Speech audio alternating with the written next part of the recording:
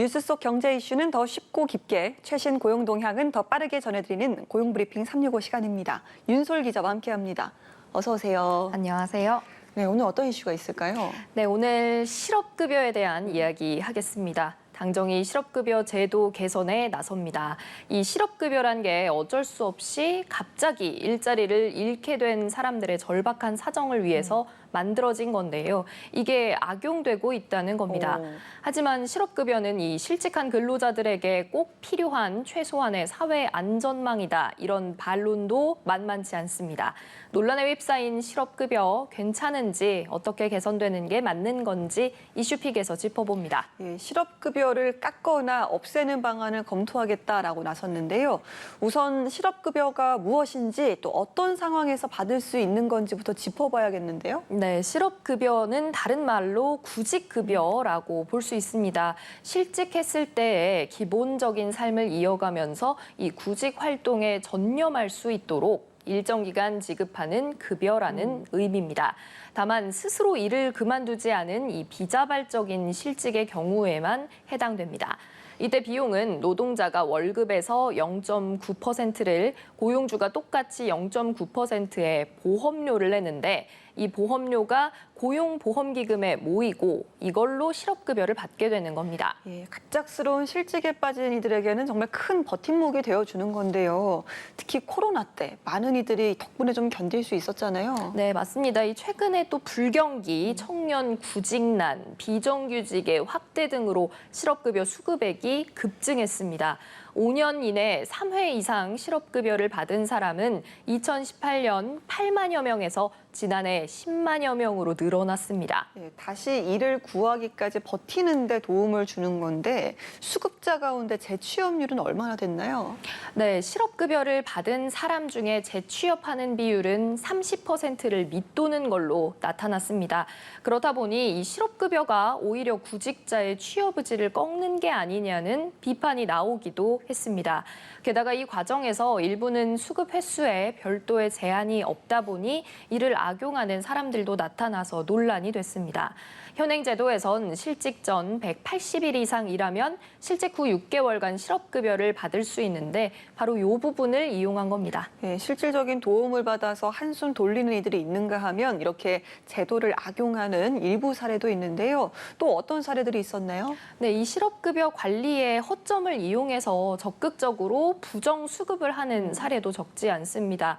고용부에 따르면 지난해 실업급여 부정수급액은 268억 7천만 원으로 2018년보다 37% 증가했습니다. 해외 체류 중이거나 군복무 중에도 실업급여를 타간 사례가 고용부 특별 점검 때마다 수백 명씩 적발되고 있습니다. 이 고용노동부는 부정수급된 실업급여에 대해서 환수명령을 내리는 건 물론 실업급여 부정수급에 대한 조사도 계속 벌여나가겠다고 밝혔습니다. 예, 그리고 최근에는 이런 실업급여 제도에서 허점을 노리고 아예 막 보이스피싱처럼 조직적으로 움직이는 사람도 생겼다면서요? 네, 이 불법적인 사기로 실업급여를 타낸 범죄 행위가 적발이 된 건데요. 실업급여 브로커들이 의뢰인들을 폐업 상태인 이 업체에 등록시켜서 허위로 일을 한 것처럼 조작을 한 겁니다.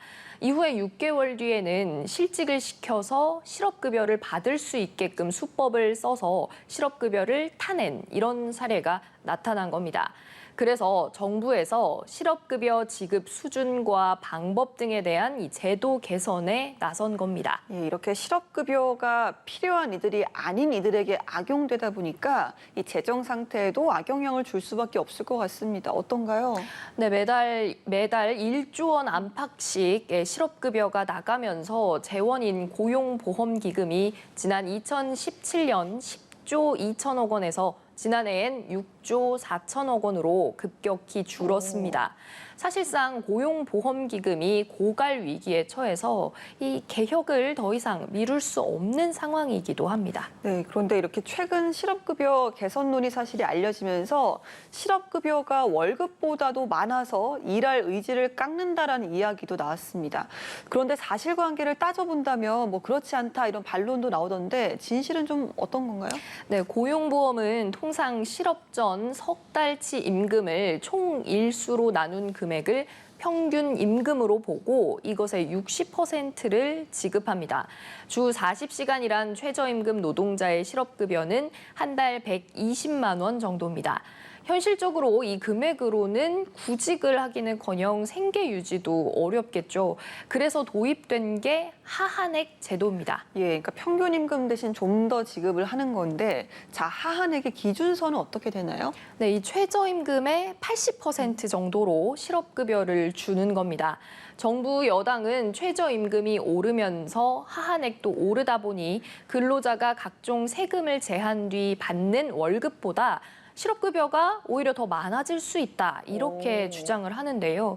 하지만 반론도 만만치 않습니다.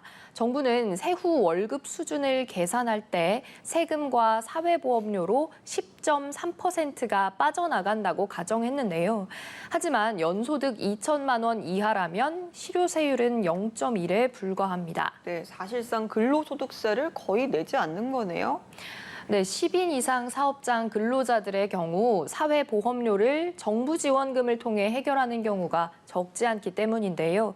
그래서 세후 월급을 실제보다 적게 산정하다 보니 실업급여가 상대적으로 많아 보이는 이 착시가 생겼을 수 있다는 지적이 나옵니다.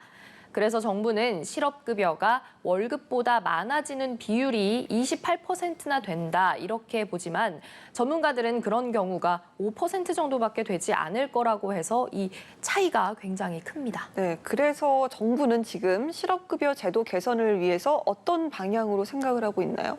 네, 실업급여가 세후 임금을 추월하는 이 역전 현상을 없애기 위해서 실업급여 하한액을 낮추거나 아예 폐지하는 방안도 검토될 걸로 보입니다. 하지만 이 노동계의 반발은 만만치 않아서 입법까지는 험난합니다. 노동계는 실업급여 하한액 조정이 취약계층의 안전망을 허무는 조치라며 강하게 반발하고 있습니다. 그러니까요. 사실 실업급여 제도에 허점이 있긴 하지만 무엇보다 실업급여를 줄이거나 없앴을 때의 부작용 역시 걱정이 되거든요. 그렇습니다. 취약계층, 저임금 노동자의 경우가 그렇습니다. 당장 실직을 해버리면 생계를 유지하기가 어려워질 거란 우려가 나오는 거죠. 게다가 이 실업급여는 노동자가 급하게 질 나쁜 일자리를 구하는 걸 막는 역할도 하고 있는데요.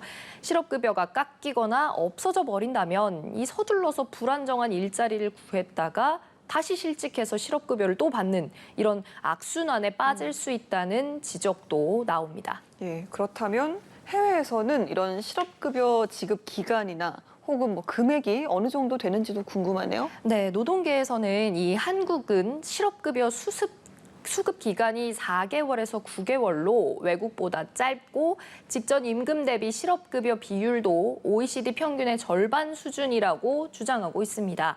실제 실업급여 지급 기간을 비교를 해보면요.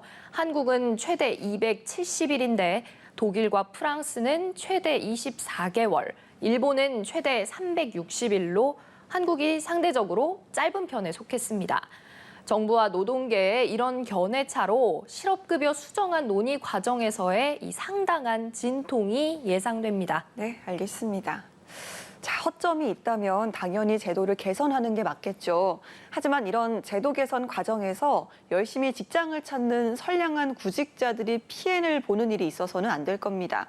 고용보험의 사회적 역할은 유지하면서도 부정수급은 막는 그런 세심한 검토가 필요해 보입니다. 윤솔 기자와 함께했습니다. 고맙습니다. 네, 지금까지 고용브리핑 365였습니다.